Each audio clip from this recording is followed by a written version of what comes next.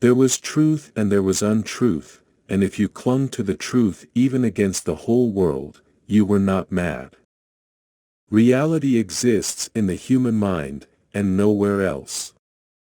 This is the inevitable fate of the sentimentalist. All his opinions change into their opposites at the first brush of reality. It's the one thing they can't do. They can make you say anything, but they can't make you believe it. They can't get inside you. And when memory failed and written records were falsified, when that happened, the claim of the party to have improved the conditions of human life had got to be accepted, because there did not exist, and never again could exist, any standard against which it could be tested. If all others accepted the lie which the party imposed, if all records told the same tale, then the lie passed into history and became truth. The creatures outside looked from pig to man, and from man to pig, and from pig to man again, but already it was impossible to say which was which. The best books are those that tell you what you know already. Freedom is the freedom to say that 2 + 2 make 4. If that is granted, all else follows. Here you come upon the important fact that every revolutionary opinion draws part of its strength from a secret conviction that nothing can be changed. Above all, there was a belief in the revolution and the future, a feeling of having suddenly emerged into an era of equality and freedom. The masses never revolt of their own accord, and they never revolt merely because they are oppressed. Indeed, so long as they are not permitted to have standards of comparison, they never even become aware that they are oppressed. I sometimes think that the price of liberty is not so much eternal vigilance as eternal dirt. To die hating them, that was freedom. We are living in a world in which nobody is free, in which hardly anybody is secure, in which it is almost impossible to be honest and to remain alive. That the choice for mankind lay between freedom and happiness, and that, for the great bulk of mankind, happiness was better. Power is in tearing human minds to pieces and putting them together again in new shapes of your own choosing. Man serves the interests of no creature except himself. Who controls the past controls the future, who controls the present controls the past. There are occasions when it pays better to fight and be beaten than not to fight at all.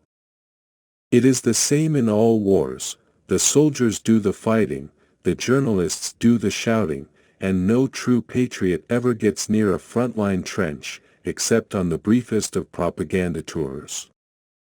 For before you can be sure whether you are genuinely in favor of socialism, you have got to decide whether things at present are tolerable or not tolerable, and you have got to take up a definite attitude on the terribly difficult issue of class. All the war propaganda, all the screaming and lies and hatred, comes invariably from people who are not fighting. We know that no one ever seizes power with the intention of relinquishing it. One does not establish a dictatorship in order to safeguard a revolution, one makes the revolution in order to establish the dictatorship. No one believes more firmly than Comrade Napoleon that all animals are equal. He would be only too happy to let you make your decisions for yourselves. But sometimes you might make the wrong decisions, comrades, and then where should we be? In order to hate imperialism, you have got to be part of it. It is this fear of a supposedly dangerous mob that makes nearly all intelligent people conservative in their opinions. Power is not a means, it is an end. All animals are equal, but some animals are more equal than others. Man is the only creature that consumes without producing.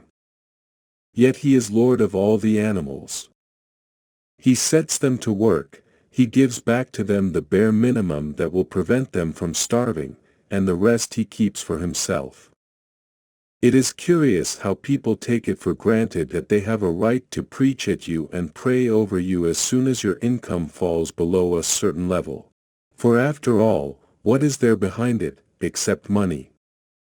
Money for the right kind of education, money for influential friends, money for leisure and peace of mind, money for trips to Italy. Money writes books, money sells them. Give me not righteousness, O Lord, give me money, only money. Poverty frees them from ordinary standards of behavior, just as money frees people from work. You can possess money, or you can despise money. The one fatal thing is to worship money and fail to get it. The mass of the rich and the poor are differentiated by their incomes and nothing else, and the average millionaire is only the average dishwasher dressed in a new suit. Poverty is spiritual halitosis. If you set yourself to it, you can live the same life, rich or poor.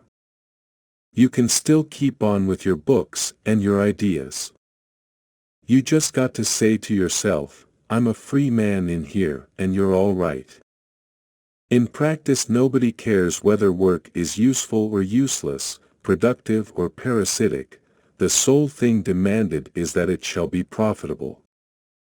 In all the modern talk about energy, efficiency, social service, and the rest of it, what meaning is there except get money, get it legally, and get a lot of it?